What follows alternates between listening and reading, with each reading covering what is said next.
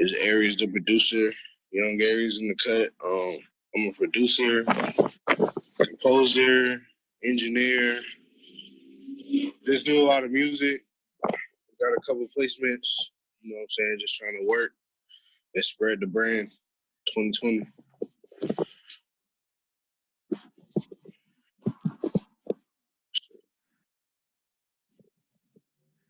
Cool.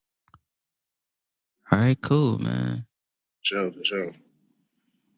So, what made you want to produce? I originally wanted to start rapping for sure. And then like when I look on YouTube, I would see the beats would say free, but then they would still have to buy a link in the thing. So you gotta buy rights to any beats you use if you want to drop it to make money. So when I started looking at it that way, I just decided to make a career change and just be on the other side, giving the beats for like any local people or just anybody that I'm working with. That's that's an interesting switch because most people want to be the rapper and not the producer. Yeah, I know. But I just felt like if not a lot of people in this lane, I could easily just lock in, and take over. As far as you producing, were there any challenges like how to say, yeah, were there any challenges or issues that you had when you first started? Um, it's really just getting your sound right. Like I'm still working every day to get my sound right, but really just getting my sound right and then the equipment, you know, just standard stuff. Not really too much issues. I think I kind of jumped into like the studio life and working with artists too early before I got my sound fully where I wanted it to be, but everything happened for a reason. I know I learned a lot. I'm probably a better producer because of it. What are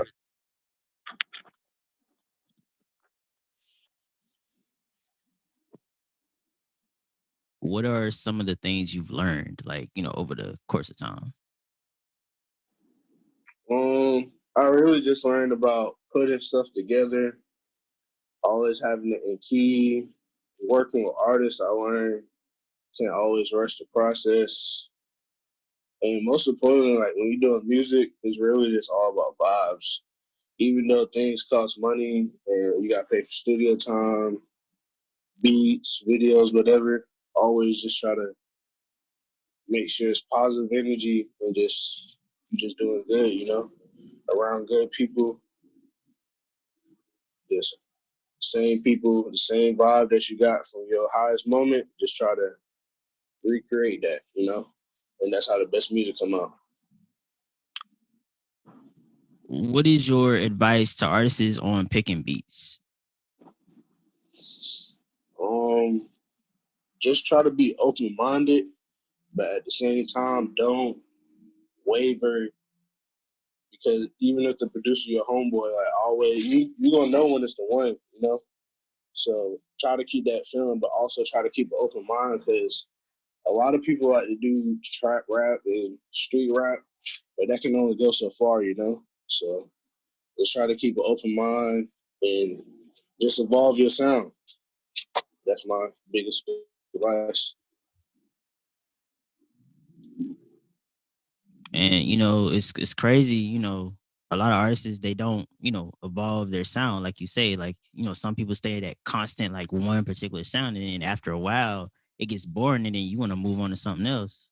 I'm telling you, sure. That's like if you look at certain artists, like said Travis Scott, like he didn't get that much traction early on, but the way his sound just keep evolving is just like I don't know. There's a lot of artists like that though that just try to make commercial music, stuff that everybody want to hear, not just the streets. There ain't nothing wrong making music from the streets though if you come from it, but you gotta add a little bit of both. You gotta be an artist. And some artists, they're not from that quote unquote life. They just, okay, I'm a rapper because it's popular and that's what it is, and people are gonna like it. Yeah, And when I see that, I just be like, okay, you telling me this, but like some people tell me, like, oh, if somebody catch you lacking, what you gonna do? yeah. That's also a concern though. Hopping to the industry, like can't really trust nobody. So it's not just like a bubblegum industry. You can just, you know, you gotta know what you want to do, your plan, your purpose, especially being an artist.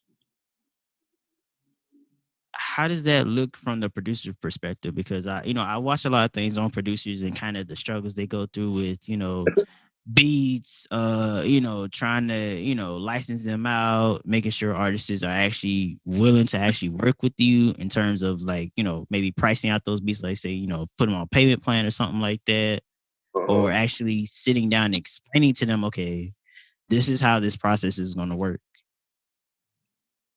Um, I don't know. It's kind of hard though because you got different personalities. So it's like the vibe. All right, say you working with just somebody, a tourist from out of town. He's 16. He don't really know any studio stuff. He coming in first, and you got to get him comfortable.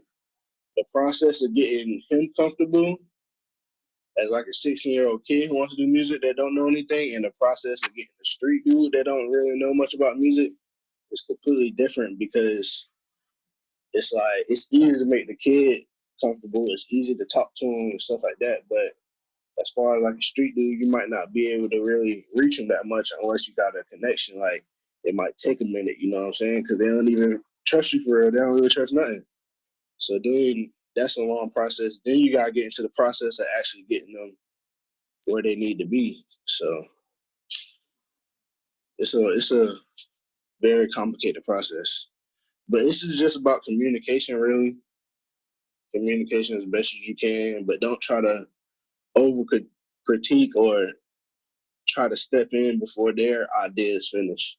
That's what I always try to do. I try to let them get their idea out and help them from there. That way, I'm helping them get better, not just critiquing. Makes sense. Makes sense. A lot Yes, of like, I don't know. I guess it's very different from like producer to engineer and things like that because they do yeah, two separate things. And then we got some producers that do both. yeah, And I guess mix if you're doing both, you have to kind of come with a different mindset, especially with engineering. uh-huh, for sure. Yeah, I would definitely say that because yeah, but at the same time, it's like if you if you a producer, you might not be the one pressing the buttons all the time, but you definitely in the room in the studio while the song getting made. So it's like it's still a duty that you got to make sure the song come out as best as possible. Like I remember my first earlier sessions, there's some things I wouldn't even say because it's like who cares about my opinion? But then at the end of the day, as you grow and you work with more artists and get your name in the water, those are calls you got to make in the studio because once you leave, that's the song, you know. So, but it's just about making the best out of it. But from producer side, the hardest thing is really just giving away beats in the early stage of an artist career because it might not be the best song or it might not be what you intended to be. Like every producer want to hit, so it's really just about helping people get to that level where they can make a hard song. It don't come overnight. Facts.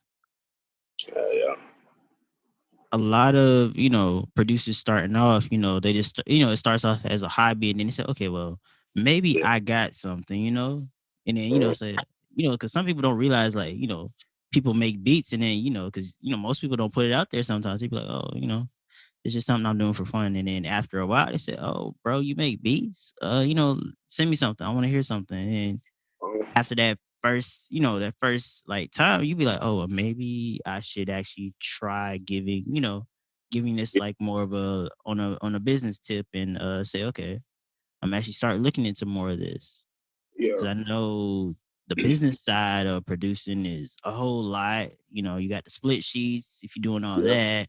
You got the, like I said, the uh, website, figuring out where you're gonna host your beats, those kind of things.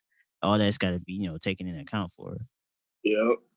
You are like I said earlier, like you gotta have a plan just in the music industry. Like whether you online producer, whether you're in the studio, whether you're artist, But it's a long, complicated process. Like me myself, I started online. I started putting beats on YouTube. I think it was a little Yachty type beat. It sounded just like One Night, but I just put it up there. It kind of went viral, and just from there, I was posting it, and it led to my first online sales. So I don't know. It's a new climate. There's a lot more ways producers got opportunities now, but it still is a long. Like you can't just hop into it willy nilly. Like you gotta have a plan with it. You gotta know where you want to host your beats. How you gonna get them to artists? You actually got to be hitting up artists, building relationships with A&Rs, media people, DJs, all type of stuff. If you really want to get to where you're going.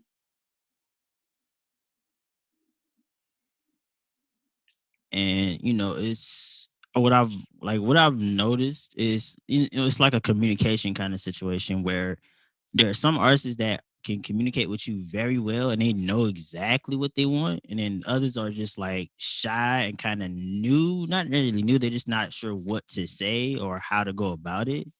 And Yeah. you got to kind of coach them into the idea of whatever you're trying to get them to do. Um. Yeah. Um. Nah. Yeah. That's very true. Like I don't know. I'd rather artists be upfront, even if it come off as a little bit rude. Like I'd rather you tell me how you like your music, because at the end of the day, it's not about me. You know what I'm saying? It's about you. If we working together, it's about you at the end of the day. So I'm trying my best to help you, or I'm trying to do whatever in my capability to help you. But it's kind of, I don't know, it's kind of more stressful when you got an artist that's kind of shy, or he don't want to offend you, but it's like, bro, I don't, you know what I'm saying? I don't know what you're talking about. You just like make me sound like Gunna, but that's a wide range, you know what I'm saying? So I prefer artists like that straight up, that know his sound, that know a little bit about the recording process. There's nothing wrong with just walking in the booth because you're paying your money at the end of the day, but I feel like you should be invested in your craft as an artist, and you can hear the difference between the artists that are investing in their craft and that's not, down from production to everything. Facts. Who are some of your like favorite producers that you look up to? Um, Number one, I gotta put Metro up there, just cause like I'm young. I'm only like 20, so like coming up at the end. I mean, 2013 was like the biggest year of music for me. I was like in middle school, but like just the years after that, that's when Burr really started going on the run. Like 2016 was Mask Off, so everything before that, them 2 years, 3 years, it was just like bro was going crazy. That's all you can hear. But I've been watching him. Like I used to watch Southside, all them boys, their old cook up videos. Um, Metro, Pierre, for sure. Weezy kind of becoming one of my favorite producers, but I don't know if that's because like he just taking over the industry, or I really like his sound, because not a lot of people be really hip to it unless it's like a hit. Um, who else would I say? I'll say Justin Made, just because he's from, what I'm saying, Carolina. Like it's just motivation, I would say, just to see, like there's rappers that I record with or that I might meet and they be like, man, 2.5 years ago we was just with this man at Quantum in Colombia. So it's like it's just crazy how things can really take off. Like I remember one of my boys like 3 years ago, he was like, I want to get a beat from Justin, and I didn't even really know who he was like that. And it was a video of him like doing something on the piano.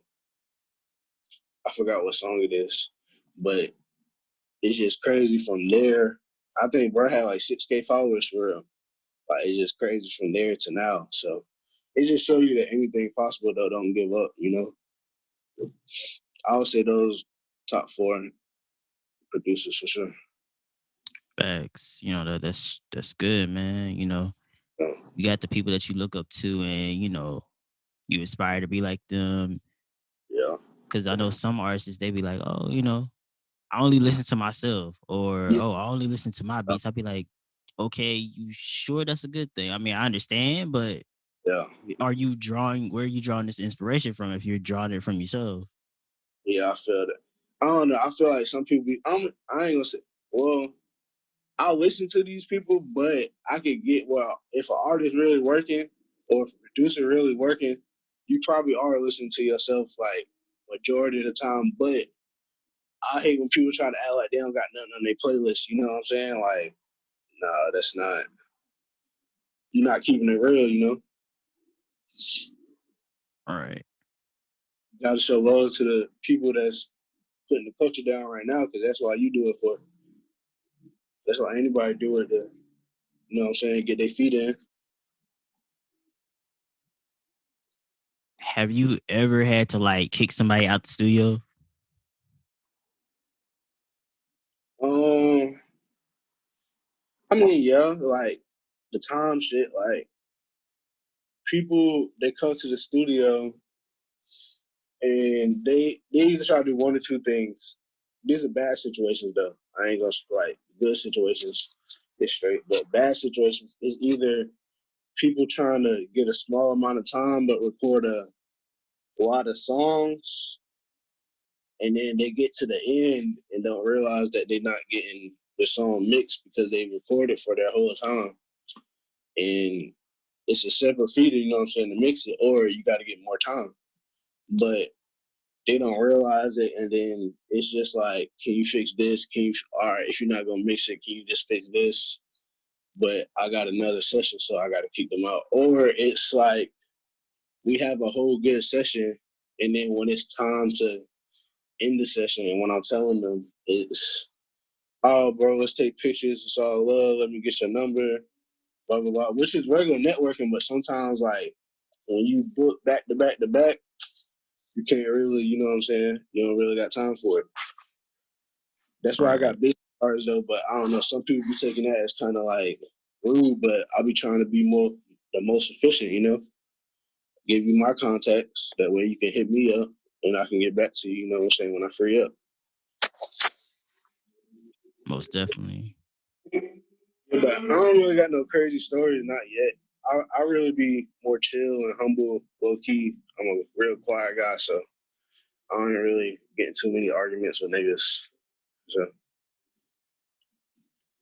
Well, that's good. That's good though. so Out of all the studio sessions you've had so far, which would you say was your best one? um, it was a good session with Rubber Band OG. He came down, did a couple features and stuff like that. I say just being like a fly on the wall doing a little baby session. He came down here in 2019, done his tour after he dropped the project with Yes Indeed and all that. Like, no, it's my turn. It's my turn. It's my turn. No, it's not my turn. It's the one before that, the Street Gospel. My fault. I was thinking with the mic, my turn, but nah, the Street Gospel joint, he dropped that, and then he went on tour, and then he came to Myrtle Beach.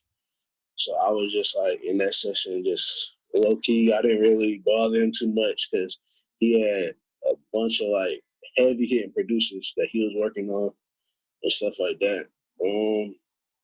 And then aside from that, like I just really like them sessions though because it was like more on a cool vibe. Like it wasn't no celebrity. You know what I'm saying? It was no celebrity egos. It was just them making music, just getting to observe and learn from them. But other than that, I would say my best session was like a time a dude just bought like, I'll say like 10 beats from me, but he just paid them all, like bought the full rights, everything. So I'll say that's probably like when I first started producing, like that's my highlight moment. I ain't gonna say that's my best time, but that's my highlight moment that really made me want to walk in. it's it's crazy because you don't expect people to buy the like full rights to beats. Sometimes you'd be like, whoa, did he Yeah, just did they just buy this whole I'm like telling you. I need to like just like I might need to just lock in with them some more and keep the Yeah, communication going. yeah, keep them flooded. You know what I'm saying? With beats, it do be crazy though, because even like I'm a person. I try to help out where I can. Like, I be telling artists that come to the studio, like, bro, if you not like, because to be honest, the streaming game, if you're not putting up a little bit of numbers, like you're not really getting like you getting paid. But by the time you break off your producers, if you signed, if you paying 15% to your distributor, like you're not. You gotta have views. So I be trying to tell producers, like, I mean, artists just get a simple lease. You know what I'm saying? Even if you use a YouTube beats, like get a lease. That way, as you keep promoting, if this ends up taking off, you're not at ground zero, but you already took that first step to build a relationship with that producer. It might not be a bad situation. That's what everybody be scared of, a bad situation. But if you just take that first step of at least just to put a cap on like what this can do, and then once you see it go past that, like say, I would say a regular lease is like 2,500 streams. So that's not a bad starting point. You know what I'm saying? Because not a lot of upcoming artists is getting that on every single, and if they are, that's good. But if they really getting that type of views, I feel like they already locked in with the original producer. You know, so I just tell people start off small, like don't overdo it, like.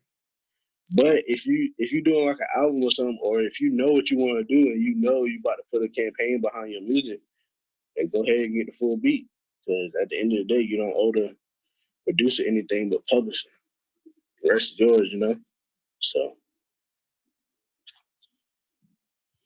And I don't know. One thing I've noticed in South Carolina is like I don't know, I've seen this a lot, and then people have told me like, okay, I don't put out like a full project. I just put out singles, yeah, and I've listened to singles. The singles are good, and then when it gets into a full album, not everybody, but when it yeah, gets into like a full album, it's like, okay, I did not expect this to sound like that. Like, what yeah. happened? I don't know.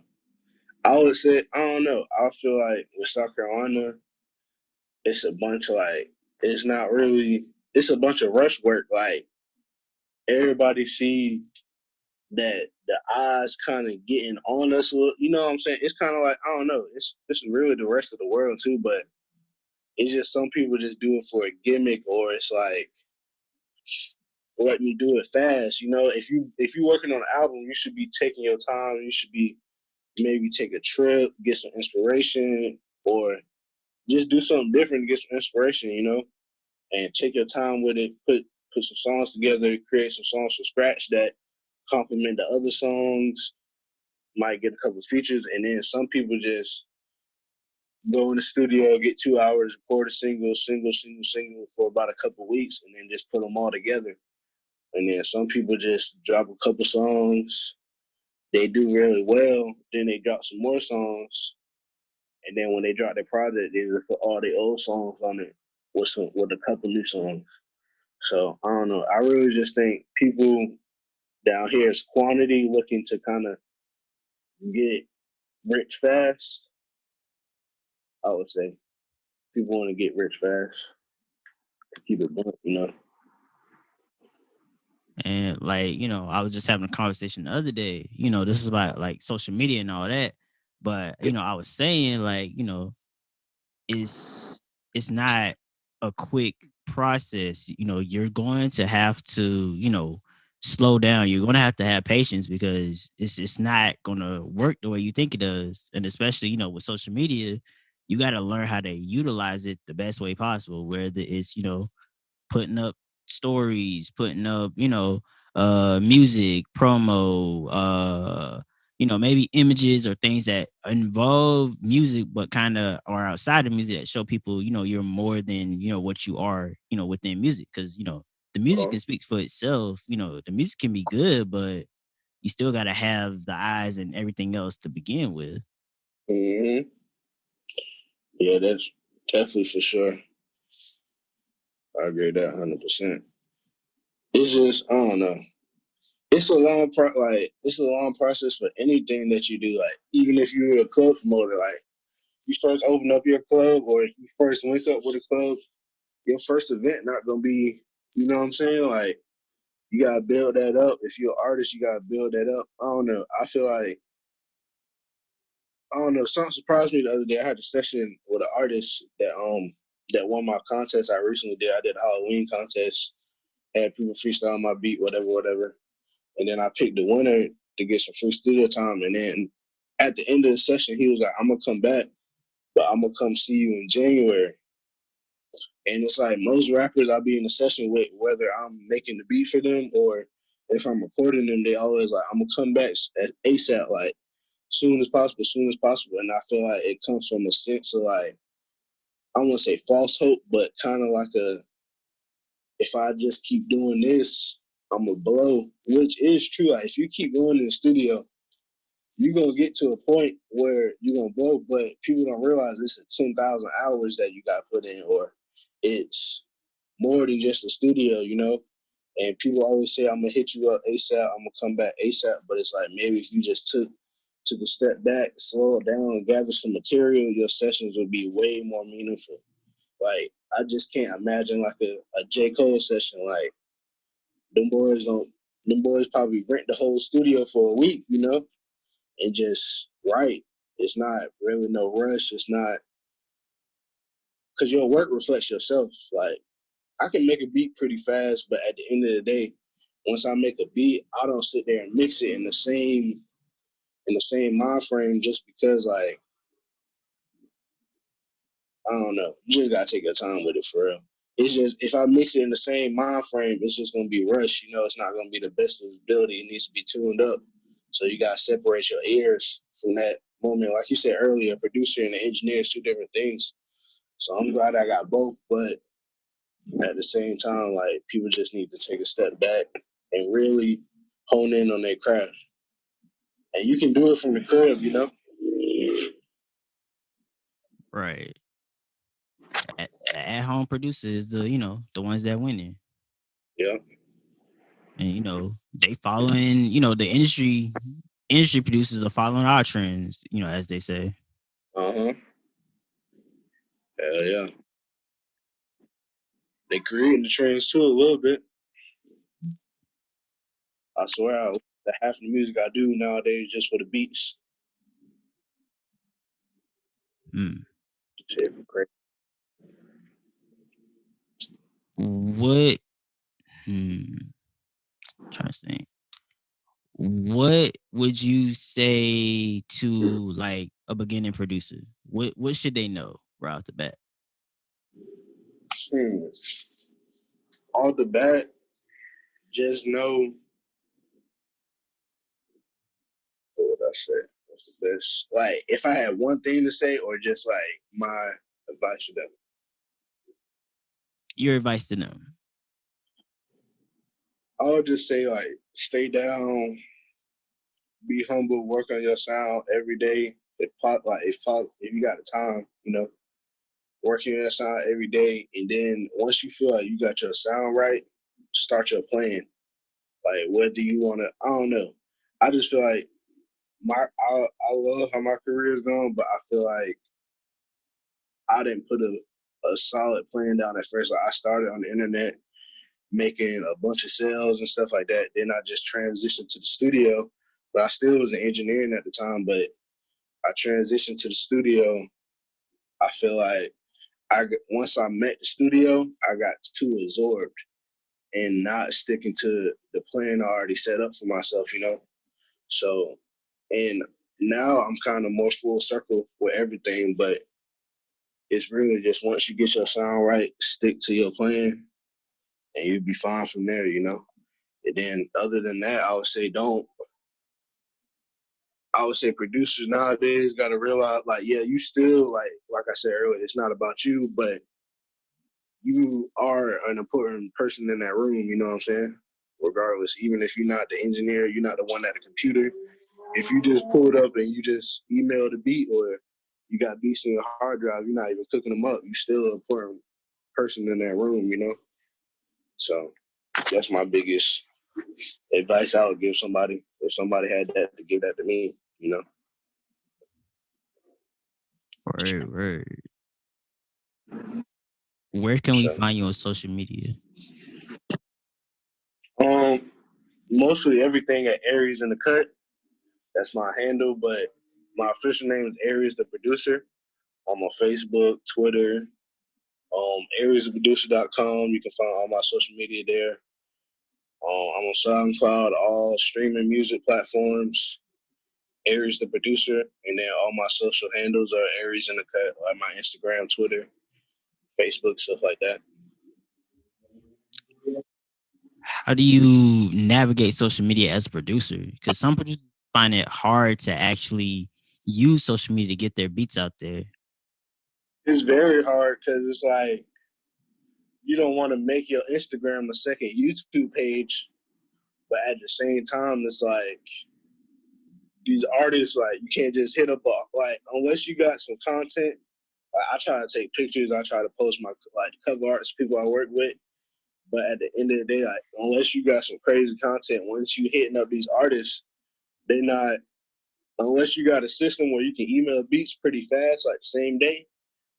They trying to hear something. You know what I'm saying? So it's like you got to have a lot of snippets either on your page or just ready to go. But I don't know. It's kind of hard because it's just like say an artist, he can just post his music video, but if a producer he posts his beats, it's like, yeah, people don't like it, but then you also run the risk of three of your homeboys hopping on the same beat, you know what I'm saying? Or wanting to buy the same beat and you gotta tell two of them no, you know? So it's just like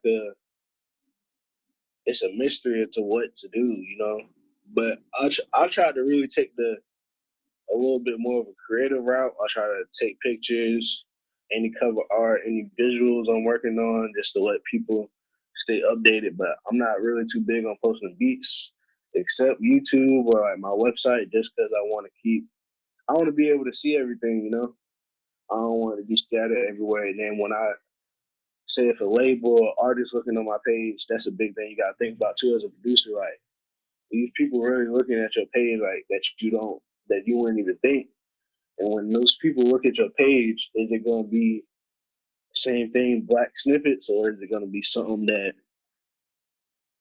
going to make them want to work with you? You know, they relate to certain things, I would say, but at the same time, it's not about that. It's about the beats, gas. At the end of the day, if your beats gas, they gas. Cash Money AP still post snippets on his Instagram, you know. So it's really just about stuff. I post them every now and again. I just take them down after a few. You know, it gets too crazy to where all the artists you know trying to hop on one beat. Right. Yeah. And those viral moments that artists and producers get. How would how did you navigate that when you had that moment yourself? So I had like one a little bit crazy. It didn't go too viral, but it went a little. I feel like maybe if I would have had some promo pages or knew about that back then.